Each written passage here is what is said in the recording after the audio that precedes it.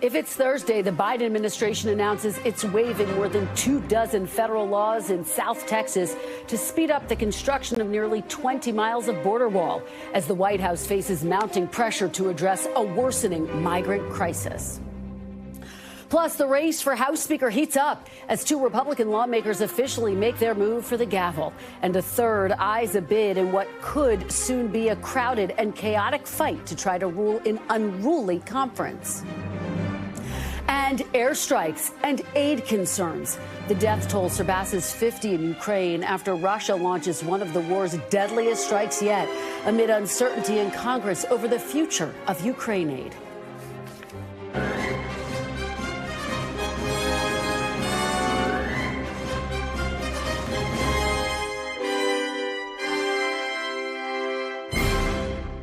Welcome to Meet the Press Now. I'm Kristen Welker reporting in New York. And we begin today with a striking move from the Biden administration. The Homeland Security Secretary announced this morning the administration is waiving 26 federal laws to allow new construction of nearly 20 miles of border wall in Texas, saying, quote, there is presently an acute and immediate need to construct a physical barrier to prevent unlawful entries into the United States. It marks a significant reversal for the White House and for the president after vowing as a candidate he would not expand the border wall. Trump campaigned on build that wall. Are you willing to tear that wall down? No, there will not be another foot of wall constructed in my administration. Number one. The president responded to shouted questions from the White House press corps today about those past comments, defending the decision, telling reporters his hands were tied. The border wall, the money was appropriated for the border wall. I tried to get them to reappropriate, to redirect that money. They didn't. They wouldn't. And in the meantime, there's nothing under the law other than they have to use the money for what it was appropriated. I can't stop that. Do you believe the border wall works? No. Those comments do not address today's decision to waive 26 federal laws to allow the new construction to go forward. This afternoon, White House Press Secretary Karine Jean-Pierre tried to pin the blame on Congress. We believe that there are better effective ways of moving forward to secure our border and security, our border security, and we have continuously asked for Congress to act, to provide our CBP, the law enforcement at the border, to give them the resources they need to do their jobs. Still, the move today suggests the situation at the border has hit a new level of urgency for the White House. And with no help in sight from lawmakers as Congress reels from House Speaker McCarthy's ouster, encounters at the southern border have risen significantly in recent weeks, nearing record levels and escalating the humanitarian crisis. This morning, Democratic Senator Joe Manchin called for a shutdown at the border, telling members of his party they have to come to grips with the severity of the issue. I would implore the president and his administration to call a national emergency on the border. We have a crisis. And this asylum basically should be put on hiatus for 6 months or so till we can get an immigration policy that works for our country. Manchin is not the only Democrat expressing frustration. Earlier this week, Illinois governor sent a letter to the White House asking for aid, writing that the lack of federal response has rendered the migrant situation in Chicago, quote, untenable. New York City Mayor Eric Adams has warned the influx of migrants could destroy New York City. Meanwhile, the president and his party are struggling immensely with voters on the issue. According to our recent NBC News poll, voters trust Republicans by a whopping 30-point margin over Democrats on issues tied to the border, and it's a near 20-point gap for Democrats on the broader issue of immigration. Joining me now is Ali Rafa from the White House, covering all angles of this story. And Ali, what can you tell us about the administration's announcement today? And you're getting some new reporting at this hour, right? That's right, Kristen. Just moments ago, we heard from senior Biden administration officials who announced that deportation flights back to Venezuela are going to be resumed in the next few days for migrants who have come to the U.S. after July 31st. And that news comes just 2 weeks after we learned that the Biden administration expanded temporary protective status for over 500,000 Venezuelans who have come come to this country illegally and cross the border illegally. But as it relates to that news about this new piece of border wall, the White House is pushing back on the idea that they are doing this as a result of mounting pressure, as you played there, those mounting pressure from not just Republicans, but also members of the president's own party, Biden allies, who have called for more to be done by the Biden administration to address the crisis at the border. They're saying that this was announced back in June, that garnered virtually no media attention. And they're saying that this funding, as you heard the president defend there, is part of funds that were allocated by Congress in 2019 for this specific purpose, to build more border wall.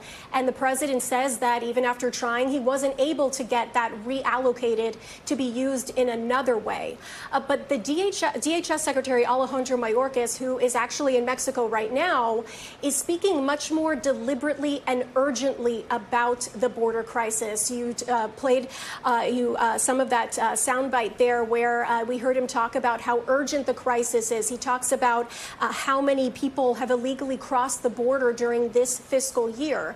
So it really can't be underscored enough how different the messaging, the tone in the responses between the White House and DHS are right now, with the White House saying that essentially their hands are tied. They have to do something with these funds that can't be changed as far as their purpose to be able to use on the border, while the DHS is saying that these have to be used and that there is an urgent crisis that still needs to be addressed there, Kristen. And Ali, just taking a step back, this comes as, of course, we know that the Biden administration announced temporary protective status for nearly 500,000 Venezuelan migrants. And they also announced that they were sending more troops to the border. So they're laying out the timeline of this, saying, hey, look, this was already in the pipeline. This is not a new announcement. And yet, at the same time, they are taking significant actions to try to stem the flow of migrants at the border and deal with the influx that we're seeing in some of our major cities, right? That's right. And as you mentioned, this is a major policy reversal. You think of how the president, as a candidate in 2020, tried to frame his whole run for the presidency as a contrast to former President Trump, his predecessor. And now we're seeing a sort of a continuation by the Biden administration to some of the proposals that were initially begun by the Trump administration. Remember what he said as a 2020 candidate, that not a foot more of border wall would be built. And then shortly after he took office, he said that any more money from taxpayers to be used for a border wall would be a, quote, waste of money. But this, of course, as we mentioned, is coming after, like I said, Democratic allies, supporters of the president, are calling for more to be done. You mentioned J.B. Pritzker, New York City Mayor Eric Adams, calling the Biden administration's immigration policies wrong. And we know in our latest NBC News poll that Republicans currently enjoy an 18 percentage point lead over Democrats on this question of which political party is handling the border crisis better. A noticeable shift from where Democrats stood during the Trump, Obama, and Bush administrations, Kristen. Those numbers, Ali, you point out, are just staggering. Thank you for bringing us the latest reporting. We really appreciate it. Ali Rafa at the White House. Now I want to bring in Congressman Adriano Espaillat, Democrat from New York. Congressman, thank you so much for joining me. Really appreciate it. I know it's a busy day. Thank you. Thank you for having me. Well, look, you told New York One just this week that a border wall is not the answer to the migrant problem. So let me just start off by getting your reaction to this announcement by DHS today. Well, obviously, I'm disappointed. I think a wall is a Byzantine answer to a very modern and complex problem. It's a hemispheric problem that stands from Cuba, Haiti in the Caribbean, to Venezuela, Ecuador, Colombia, and other countries, Nicaragua.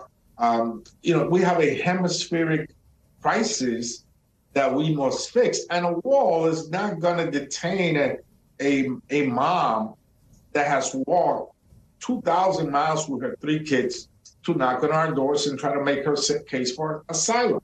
I think we need to do a comprehensive immigration reform. I think the emergency should be called for all hands on deck to do comprehensive immigration reform. That may include some border protection measures, but certainly not a Byzantine wall. Congressman, the Biden administration, you heard the president there, was pressed on this. Why are you doing this? It looks like an about face. He said, look, this has already been in the pipeline. It started under the previous administration. Do you buy that excuse by President Biden? Look, we should work, Congress should work harder with the administration to find answers to this issue of immigration. But Congressman, let me just follow up and try to get an answer to that question. Do you believe the president when he says this is not a reaction to the current crisis? This is funding that was already in the pipeline, and we are now following through with what that funding was intended for. Look, I believe the president's an honest broker. I believe him when he speaks, and I think he speaks the truth. He just gave the extended TPS for 500,000 Venezuelans, which are the biggest chunk of the migrants coming to New York City. But as I said earlier, this is a very complex issue. I'm part of a piece of legislation, that the Dignity Act, that is bipartisan in scope. I'm working with some Republicans across the aisle. A guy like me that represents Harlem, East Harlem, and Washington Heights, probably one of the most progressive districts in the country, is willing to go across the aisle to work with some of the Republicans in getting an answer to me. And in the Dignity Act, we have many measures. I'm comfortable with it. I looked through it. I read it. It has great things for immigrants. It has border protection measures. It's really perhaps a document, a starting point that we can begin a discussion around and make the changes that need to be made. But a wall is not going to stop anybody. Even empires fell that had tremendous walls all around them, and yet they fell. Look at history. That's what it says. And so these folks are coming to our border because they're facing violence. They're running from a gang, from an authoritarian regime. They're facing perhaps a natural disaster, a 7-year drought. There may be a food insecurity. Who's going to stop people that are fleeing death? Yeah. No one will stop them. Let's take a deeper dive in this and find real solutions. And let's use taxpayers' dollars for something that will result in a solution to the problem. Congressman, I understand you. Lawmakers on Capitol Hill have been talking about immigration reform for decades now, and it seems to always evade you all. Let me go back, though, to this central issue, because even candidate Biden said he was opposed to walls. Do you worry that this runs the risk of looking like an about face by President Biden, even though he says that's not what is happening here, at a critical moment when he's running for re-election? No, I think there was some funding that I voted against the funding back in 2019, and we were about to lose the funding, and he's using that. I think he's an honest broker. I don't think he's going to lose face on this particular move. But I tell you, this is not going to resolve the problem. Comprehensive immigration reform will resolve the problem. And again, I'm also fighting for cities like New York City and other cities to get the kind of funding they need when they're shouldering this crisis. I think that's fair. It's fairness. But a wall, I think, is just a Trump legacy. It's a symbol of the past, certainly not a symbol of the future, with the artificial intelligence age and technology available at our fingertips that will potentially help resolve the security problem. By the way, the Cato Institute, one of the most conservative institutes in the country, says that fentanyl comes through the ports of entry, and that 0.02% of fentanyl is transported by immigrants arrested by U.S. citizens and others. It's coming through our ports of entry. It's not being driven by immigrants. I don't know any immigrant that wakes up in the morning and says, let me go out and get arrested. What they want to do is they want to work. Yeah, Congressman, let me follow up with you on what is happening in states like Illinois and New York. I mean, do you think that the White House, that the Biden administration has done enough to help with the surge of migrants in these states across the country? Well, the TPS extension is the first step. I think that's a good step, because once they begin to work, they're no longer a load on government. Should it apply to more nationalities? With TPS extension, just so our viewers understand, you're talking about the temporary protective status, which applies to about 500,000 Venezuelans. Should that apply to more nationalities, Congressman, so that more people can work? Well, the Venezuelans already had TPS. It was an extension, and there is a criteria to issue TPS to a particular country. So the country has to meet that criteria. But I think there's a good first step in making sure they go out to work and they're no longer alone in government. In fact, I think they will rebuild New York City. I think the city is a little bit sluggish after the pandemic, and that's exactly what we need.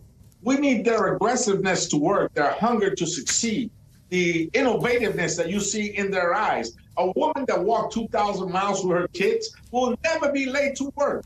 So the president's done enough, or does he need to do more, Congressman? Does the president need to do more? I think we, all together, the White House and Congress, we need to do more to help the cities that are shouldering this issue. Yes.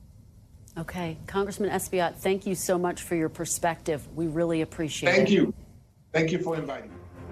And coming up, my one-on-one interview with a border state Republican as his party navigates a leadership crisis in Washington while his district faces the migrant crisis head on.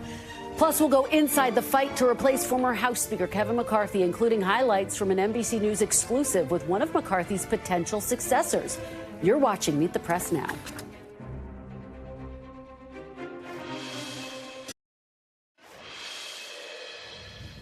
Welcome back. The jockeying to become the next Speaker of the House is well underway in the House Republican Conference. Louisiana's Steve Scalise and Ohio's Jim Jordan are openly campaigning for the role amongst their Republican colleagues. And we learned today that Oklahoma's Kevin Hern is making calls about a run, but has not yet filed the paperwork to make it official. My NBC News colleague Ali Vitale spoke exclusively with Jim Jordan this morning and asked him if he'd support expelling Matt Gaetz from the Republican conference for ousting Speaker McCarthy. We got a 4-seat majority. Matt's a talented member of Congress. I disagree with what he did, and I've said that many times. But he's a great member of our committee as well. But I don't think when you got I'm not for that, and we certainly can't do that when you only got a 4-seat majority. A lot of people are frustrated with him, though. Well, I understand that, and sometimes that takes time. Emotions get kind of raw when you have something like this happen. And again, but I think we got to come together. That's what we have to focus on. And NBC's Ali Vitale has the very latest on Capitol Hill. Congratulations on getting that interview, Ali. Great job there. Broadly speaking, where do you think things stand? I mean, you heard Congressman Jordan there say we have to come together, but we have not seen that, frankly. And we know that there's a potential vote on Wednesday. Is there a sense that they're going to have a new speaker by then? Not according to anyone that I've spoken to, Kristen, because while most members are gone and taking this time of post-chaos recess to reset back at home, in many cases, the ones that I've spoken to say that they're getting outreach from Scalise, they're getting outreach from Jordan, they're getting outreach in some cases from Kevin Hern, but at the same time, they don't believe that anyone who's currently in the race can hit that magic 217 number. And that presents a problem for the conference because they would like to, on Tuesday, have all of their potential speakers make their pitches behind closed doors, and then on Wednesday be able to do their informal vote behind closed doors as well and come out unified behind someone. The thing is, it doesn't seem clear who that person is going to be. And when you look at someone like Steve Scalise, he may have problems with trust dynamics with people who have been mistrustful of leadership before. He, of course, is the #2 House Republican. He's been serving in leadership for the entirety of this Congress. That could present some trust issues there for him. And then, of course, there's the realities for Jordan, which is that he is someone who went from being a firebrand and perpetual thorn in the side of establishment and leadership Republicans to now being someone who's been a steadfast ally of those establishment and leadership Republicans in the form of Kevin McCarthy. But there's also the question of what his role as chief antagonist of the Biden administration could do for him or help or hurt him if he were elected speaker, which is one of the things that I asked him. Watch. How can they deal with you and you with them in good faith as speaker? Well, if I get the votes and get the privilege of being speaker, then that's how it works in our system. I mean, we'll deal with them, they'll deal with us. That's how it works. But with any trust and currency? Well, again, Jonathan Turley, the expert on the impeachment process, said that in the hearing last week. He also said he didn't think you had the evidence at that point. He said we had the evidence more than necessary to move into an impeachment inquiry phase. That's what I've said, and we're in that phase. But given all of this history, how do you work with President Biden? You work with him if that's what it comes down to, and that's how you deal with it. So his answer there, Kristen, pretty striking, which is basically, hey, if I get the job, everyone's going to have to deal with it. We're all going to have to work together. But we know it's not just as simple as saying, hey, can we all get in the same room? It's a question of, is there good faith on negotiations on tough political issues? We know one of those is coming right now in the next few weeks, a possible government shutdown. It's really difficult to see how Jordan can mend a fence enough with the Biden administration to go from being the person who wants to impeach multiple members of it to now being the person who's meant to negotiate with them. Really good point and fantastic reporting. Ali Vitale, thank you so much as Congress remains in a state of paralysis. Joining me now is Texas Republican Congressman Tony Gonzales. He is backing Steve Scalise for House Speaker. Thank you so much for joining me, Congressman. Really appreciate it. Yeah, thank you for having me on. So you heard Ali's reporting there. There's a lot of skepticism that this is actually going to be finished on Wednesday. What say you? Do you think you will have a new Speaker of the House next Wednesday? You know, it's still a little early to tell, but there's no doubt that Washington is turned upside down. You know, Senator Feinstein just passed away, so the Senate is without a senator. Senator Menendez is under indictment. A lot of folks are calling for him to resign. It doesn't get any better on the House side. We're without a speaker. I think the American public are demanding that we need to get our act together. We need to bring this country together, and Steve Scalise is exactly the unifier that we need in the Republican Party. He's proven it. As majority whip, he's time and time again delivered 218 votes to get us back on track. It's the reason why I've supported him and why I think our conference is looking for that uniter to let's not look in the past. We have to look forward because, like you mentioned, there's so many important things that we have to tackle. And of course, LaFonza Butler has been sworn in as Senator Feinstein's seat. Of course, there is an election coming up. But let me drill down on you a little bit with what you're saying, because I hear a lot of you talking about coming together. Former President Trump is signaling that he may visit Capitol Hill next week to try to bring people together. Do you think that would be unifying for the Republican conference? You know, President Trump is no doubt an influential person in the Republican Party. And there's no doubt that a lot of people track him and see what's going on and want to hear what he has to say. And, you know, I welcome his comments like many of us. But President Trump is no different than anyone else in the Republican Party. We're all concerned with the direction of where things are headed. And we want to get things under control. And there's too much at stake. The country has all these real issues like inflation, like the border crisis that I see firsthand in my district, not to mention the national security issues that we deal with around the country. So I think, yes, Republicans are concerned, but it's the country in general. So I think you're going to see a lot of different folks be more engaged than they normally would. Congressman, would you welcome a visit by former President Trump as you all work through this crisis? Why not? Yeah, why not? I mean, look, next week is going to be a circus. I'll give you a little bit of a look ahead. Of course, it's going to be the House. I always say this is a rough and rowdy place, and next week it's going to be rough and rowdy. But after that, after we get to our speaker, after House Republicans determine that hopefully Steve Scalise is our guy, is going to lead us in that direction, we all unite behind Steve Scalise, and we get this country back on track. Let me follow up with you on that, because Semaphore has some reporting that McCarthy staff members are actually making calls on behalf of Jim Jordan. We don't know yet if McCarthy has sanctioned that, but as you have said, you are backing Steve Scalise. Does that sit okay with you if they're making those calls? You know, in politics, everybody's angling for this, that, or the other. I look at it through the lens of this. My district is 2/3 of the Texas-Mexico border, and we are completely overwhelmed.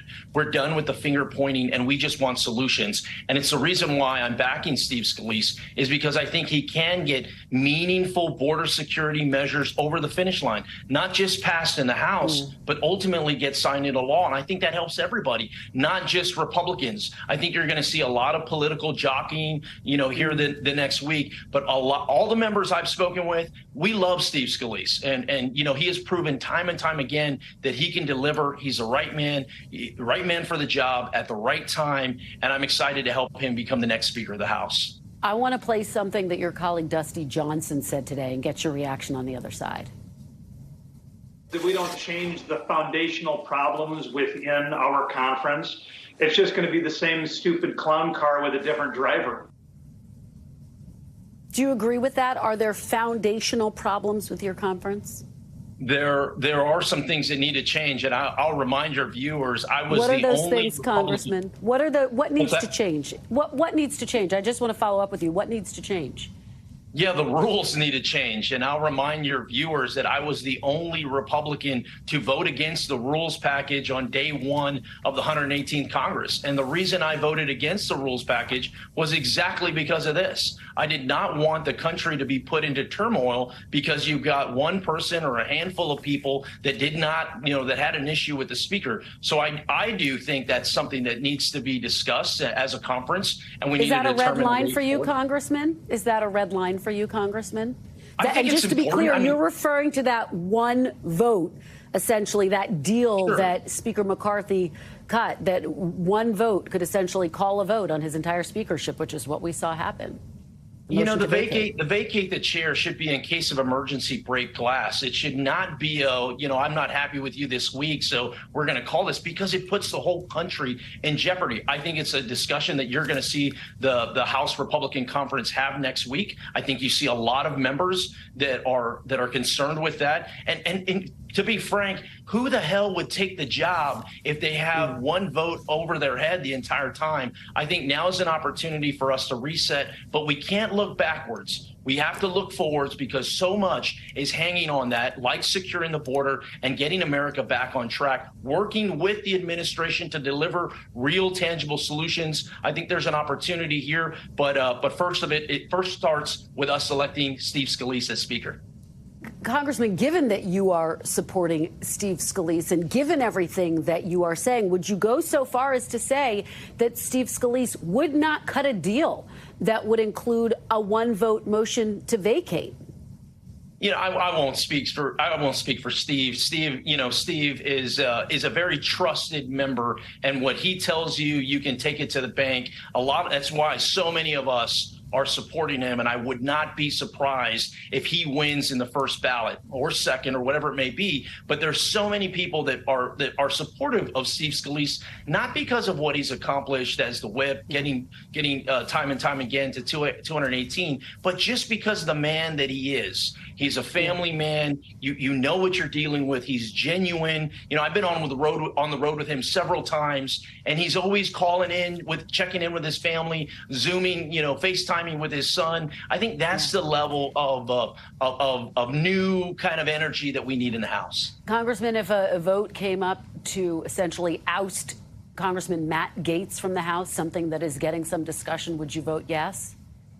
I don't support ousting. I disagree with Matt Gaetz on a lot of different things, but ousting him out of Congress, that's not fair to the people of Florida's first district there. So I would be against that. All right. And just finally, of course, we've been talking about throughout the show that the Biden administration is going to effectively construct a new portion of the southern border wall along the Texas border. Your reaction to that? Are you happy to see that? The president says that he's following through with pre-existing funding that existed. Many of us have called for that. I think that's a good step in the right direction. But like everything else, the proof is in the pudding. Is this just lip service or is this real? So I want to know the details. How much of a wall? Where at? What? Give me specifics. Don't just give me headlines. They've done this previously with the administration has done this previously when they said, hey, we're going to restart Remain in Mexico. But all they did was send a handful of people over. So right now, there's over 10,000 people coming over illegally. We need to have very sensible measures. Part of that is these repatriation flights. I'd like to see the administration do more of that. And I think there's an opportunity there that'll help all Americans from all over the country, not just Texas. Congressman, very quickly before I let you go, all of this is taking place against the backdrop of the government potentially shutting down in another 40-some days. At this point in time, how concerned are you that we could be facing a shutdown? I'm extremely concerned. It's the reason why this week I've had meetings with 5 different senators to talk about discussions on what that looks like. I think this is the level of where people want. They don't want to see a government shutdown, but they also don't want to see more of the same. We have to have meaningful border security measures that can help keep Americans safe. And we have to have adults in the room that are willing to have those conversations. Steve Scalise is that adult that has his conservative values, that will make sure that we defend those, but will also make sure that we deliver for the American public. Congressman Tony Gonzales, thank you so much for your time. We really appreciate it. Thank you. Coming up next, the state of the war in Ukraine. President Zelensky says dozens are dead after one of the deadliest strikes of the war so far, as much needed aid from the U.S. is held up indefinitely due to chaos on Capitol Hill. You're watching Meet the Press now.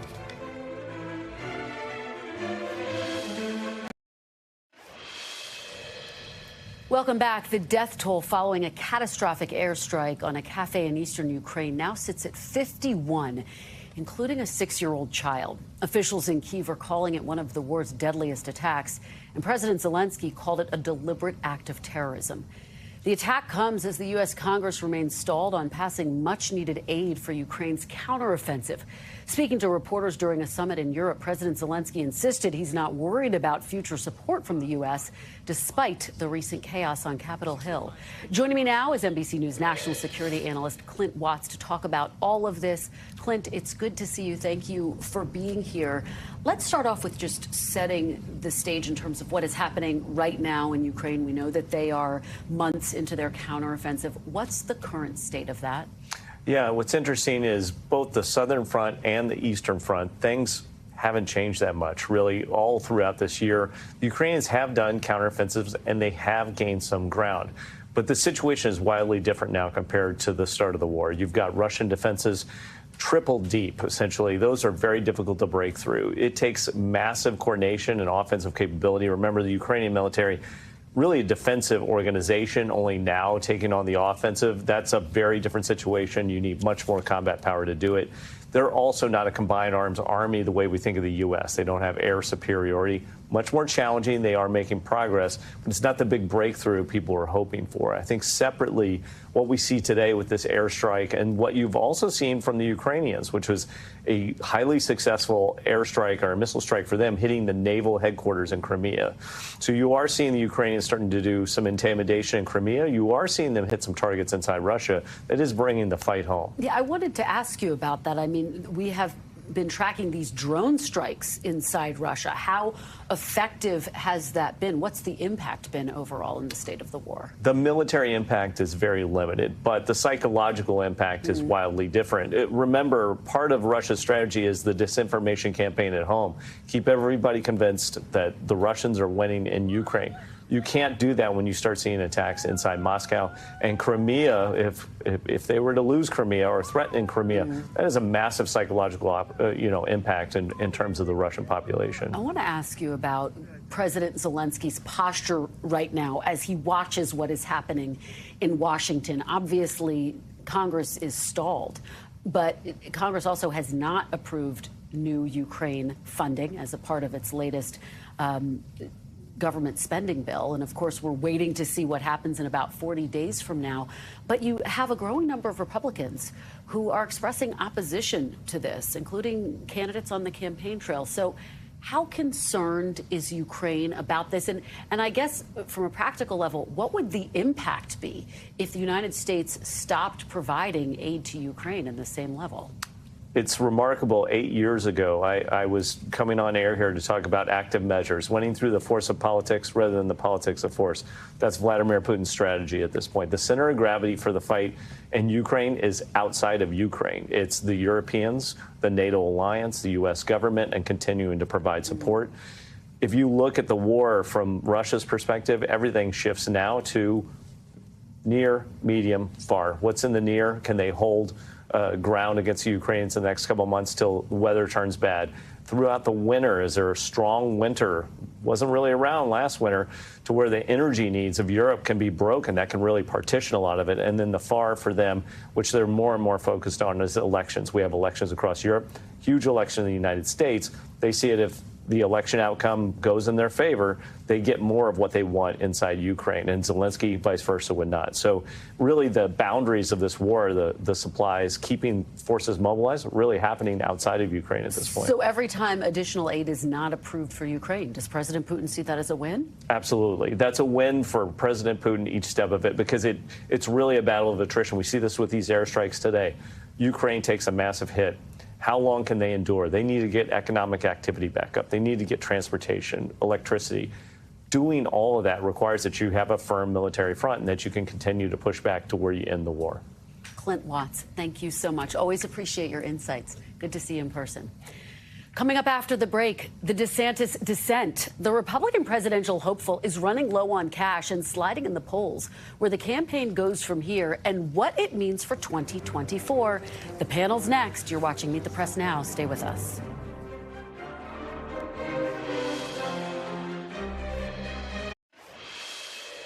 Welcome back. Less than a year after he was considered a Republican frontrunner for 2024, Ron DeSantis' descent is worsening financially and politically. The Florida governor's presidential campaign began this month with just $5 million in cash on hand, raising concerns about his ability to gain ground on Donald Trump. And DeSantis is now chasing more than just Trump in two key early voting states. He's now in third place behind Trump and Nikki Haley in New Hampshire. That's according to a new USA Today Suffolk University poll. Haley is also now second in South Carolina in a new Winthrop University poll, although she does enjoy a home field advantage as South Carolina's former governor. Joining me now is Basil Smikle, director of the Public Policy Program at the Roosevelt House Institute of Hunter College, Democratic strategist and former executive director of the New York State Democratic Party. And also with me is Noah Rothman, senior writer for National Review. Thank you both so much for joining me. Noah, let's start with this DeSantis descent. And if you look at the numbers between his campaign, his leadership PAC, his fundraising, they brought in $15 million in the third quarter. When you see these numbers, what does it tell you about the state of DeSantis' campaign? I wouldn't go so far as to say it's catastrophic, but it's not great. And it's particularly not great given where they started. This was a money-making machine, the DeSantis campaign and the PAC together. And they were presenting a very formidable force against Donald Trump's candidacy on paper, almost entirely as a result of their capacity to fundraise. They've had a spectacular burn rate, and apparently now the faucet is beginning to close. You got the sense in the last debate that between the questions from the moderators and between the engagements between the candidates, the audience for that wasn't voters, it wasn't you and me, it was the donor class. There's very little appetite for a big sprawling field among the donor class, and apparently at this upcoming meeting on the 13th, a lot of high dollar donors from the GOP side are going to get together and say, listen, you guys got to winnow and you got to winnow tomorrow, or we're going to do it for you. Basil, to that point, I mean, Noah gets it, I think, what we all started reporting on after that second GOP primary debate, which is that you had a lot of donors starting to panic and to say, who are we going to back if they didn't want to back former President Trump? I mean, how significant is this moment for DeSantis, who was the guy to beat Trump? And is Iowa really his last stand, or can he go to New Hampshire, where, frankly, Nikki Haley has a lead right now? Well, let me pick up on something that Noah said. That donor class becomes really important because they ask very specific questions. What do the polls say? What's your path forward? What's your burn rate? Because they look at all of those things. They want to know how you manage the money. They want to know if your message is getting through. And what I find to be really interesting, because he did start off really strong, and he wanted to prove to voters that he could take what he was doing in Florida through that bureaucracy, through all of that anti-woke legislation, and make it national.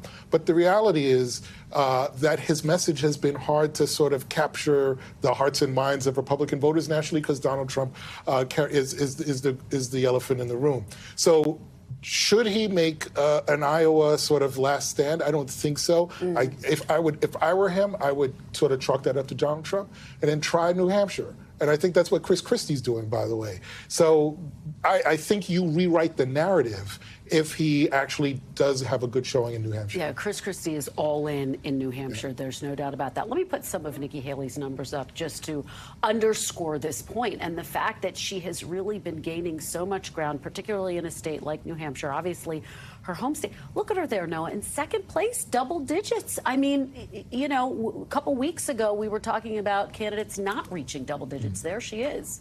And Nikki Haley was not in that position in New Hampshire 2, 3, 4 weeks ago. She was down at the bottom of the pack. She's had a surge since the first primary debate, and it has not dissipated. She's beginning to devote a little bit more attention to Iowa now. She hasn't previously. But she's got a significant operation in New Hampshire, where she's been on the ground for a very long time. She's got a lot of name recognition in South Carolina and a built-in base there. And the pressure will be on Tim Scott to get, show some life in these polls or get out sooner rather than later in order to facilitate this kind of winnowing. And more to her advantage is her message. She is appealing to a very conventional Reaganite wing of the party. Tax cuts, fiscal prudence, extroverted foreign policy, America on the world stage. It is not the message Ron DeSantis is retailing. And frankly, it's not the message that Donald Trump is retailing. Those two candidates have locked in this lane, which is more of a populist, sort of self-conscious about American power on the world stage, and definitely profligate when it comes to spending policy. Basil, this is what's so fascinating about the strategies of these different campaigns, because you have Nikki Haley running as a Reagan Republican and basically running for those moderate voters, whereas DeSantis is trying to run to the right of former President Trump, and clearly he's hitting roadblocks. What about a Tim Scott? I mean, do you think he has enough time to come back? We obviously saw him with that robust performance in the second GOP primary debate. Is he gaining enough ground, though? I think it was a good performance, but when I think about a voter making a choice in that instance, they would rather go with the executive. They would rather go with a Nikki Haley who, going to the point of the sort of Reagan-esque candidacy, I just remember the fact that that after the shooting in Charlotte at the church, she presided over the taking down of the Confederate flag from the Capitol. We can have a larger conversation about the significant symbolism of the flag in South Carolina, but that is a moment where she could say, you know what, I'm not the sort of ultra-conservative that people might make me out to be. I am a bit more moderate. And that kind of appeal, I think, has been working. So I don't know that Tim Scott is in a position to kind of elevate to that space where she has been able to do as an executive. Let's talk about what's happening on the Democratic side. Of course, when you look at the polling, you see President Biden, GOP frontrunner, former President Trump in a dead heat. That has a lot of Democrats worried. Senator Manchin, who's, of course, getting some buzz as a potential third-party candidate, weighed in on President Biden today. Let's take a look at that. Do you think Joe Biden is the best candidate on the Democratic side to beat Donald Trump? I think what you have is proven with Joe. Joe was able to beat Donald Trump. Is he going to be portrayed as the same as he was when he ran the first time? Okay, I don't know. That's to be seen yet. So, Senator, was that a yes? You do think Joe Biden is the best candidate to beat Donald Trump? If you're heads up right now, I'm looking at some polls the same as you're looking at them right now, and they're flipping back and forth all the time. So but right now, he is going to be the choice of the Democratic Party, and I believe that's what they're rallying behind. Do you think he's the best choice? I don't know who else is out there who's willing to get into the race until you have an open primary type thing or you have challenges. You really don't know. Oh, Basil, that's not what the White House wants to hear. Not at all. But you know what? In 2020, Joe Biden ran on bringing the country back to normalcy, ending the chaos. Guess what? 2024, especially today, that's actually still quite relevant. And he's the guy, and I think he's the one to marshal that. No, it's a sign it's going to be a close race no matter what. It's going to be a very close race, and Democrats are desperately hoping that Donald Trump becomes the nominee. One poll we hadn't talked about, Mark Keep, Joe Biden favorability rating on the economy, inflation, the border in the 20s. Still beats Donald Trump by 2 points among likely voters. That is not the case with Ron DeSantis. If it's anybody else, Joe Biden is in deep trouble. All right. Well, a lot to watch as the primary unfolds. Thank you both for being here, Basil and Noah. Great conversation. Welcome back. Right now, family, friends, and colleagues are paying their final respects to the late Senator Dianne Feinstein. Here's a live look at her funeral taking place right now in San Francisco. Senate Majority Leader Chuck Schumer is speaking, as you see there. The service has also included pre-recorded remarks by President Biden, who served alongside Feinstein in the Senate, Vice President Kamala Harris, who just finished her remarks moments ago. Speaker Emerita Nancy Pelosi is set to speak shortly. Dianne Feinstein died early last Friday morning. She was 90 years old. With me now is Carol Moseley Braun, who not only served with Dianne Feinstein in the Senate, she joined the senator alongside her in 1993, also known as the Year of the Woman. She's also a former U.S. ambassador to New Zealand and Samoa. Thank you so much for joining me, Ambassador. Really appreciate it. Thank you for having me. I'm delighted to be here under such sad circumstances. I know. I wonder if we can start right there. What are your thoughts? What are your emotions this day as we are saying goodbye, as folks are paying their final respects to Senator Feinstein? Well, she was obviously a hero to a lot of women, particularly, but she was also a very competent legislator and senator. She did a fabulous job, and we were personally very close. I mean, we were neighbors to begin with. Diane and I got along very, very well. It was a positive relationship. And so I wish I were there at the service commemorating her service in her life. She was a larger-than-life individual, and the country is going to miss her because Yeah, what do you think her legacy will be? She was obviously a barrier breaker. She was at the forefront of critical legislation throughout our nation's history, particularly when it came to issues like women's rights and gun control. What do you think her greatest legacy will be? Well, I think that what she did to elevate the status of women will be first. Second, her fight against assault weapons will be second. She was very active in regards to trying to get the assault weapons off the streets. And they don't belong in a civil society anyway. But she was particularly consistent with pushing and trying to straighten that issue up, deal with that issue of assault weapons in the schools. I think those two things, and then the environment. She was very active on environmental issues. I was not familiar personally with the situation of the fires in California, but I know Diane was on it 100%, and I followed her lead on those things. Well, it's remarkable to think about, but Senator Patty Murray is now the only one of the 5 Democratic women who served in the Senate starting in 1993 to remain in office. When you think about that, how does that impact you, and how important is her continued service on the Hill? Oh, it's very important. But I have to tell you, a lot of this is timing. This was my second year of the woman. 92 was my second, because when I got elected to the state legislature, that was the year of the woman also, because there were no women. The society is changing, and we're opening up so that women have a chance to contribute to the whole as well. And that's what, and Diane and I were both part of that vanguard that hit it, and the timing was right for us to be able to open up the Senate and to bring the voice of women to the committees. We were on the Judiciary Committee together. Yeah. What did she mean to you personally, Ambassador? She was she gave me an engagement party. She was a good friend. And not only did she do that, but I almost had a stroke personally when she did the assault weapons ban, and we knew it was going to be a close vote, and my car got stuck in the garage. I couldn't get the thing to move.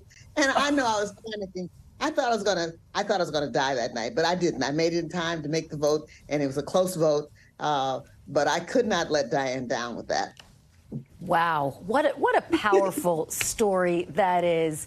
Senator Carol Moseley Braun, Ambassador, thank you for sharing your memories, and our condolences to you for the loss of your colleague and your friend. We appreciate it so much. And my condolences to her family. I wish I could be there in San Francisco. I can't, obviously, today. But my heart goes out to her family. Thank you, Ambassador. We appreciate it. Well, before we go, we have a very special announcement about the newest member of our Meet the Press family. Evelyn Lopez Commissar was born on October 1st. Her very happy parents are deputy political editor Ben Commissar and his wife Shelby. New dad Ben reports from the field that Evie and Shelby are happy and healthy and back at home. Mom and Dad want to send a special thanks to everyone over at GW Hospital for all their care and attention. And all of us here at Meet the Press are sending our biggest congratulations to Ben and Shelby and their families. And we are just overjoyed to welcome Evie to the world. And that does it for us this hour. We're back tomorrow with more Meet the Press Now. The news continues with Hallie Jackson right now. Thanks for watching. Stay updated about breaking news and top stories on the NBC News app or follow us on social media.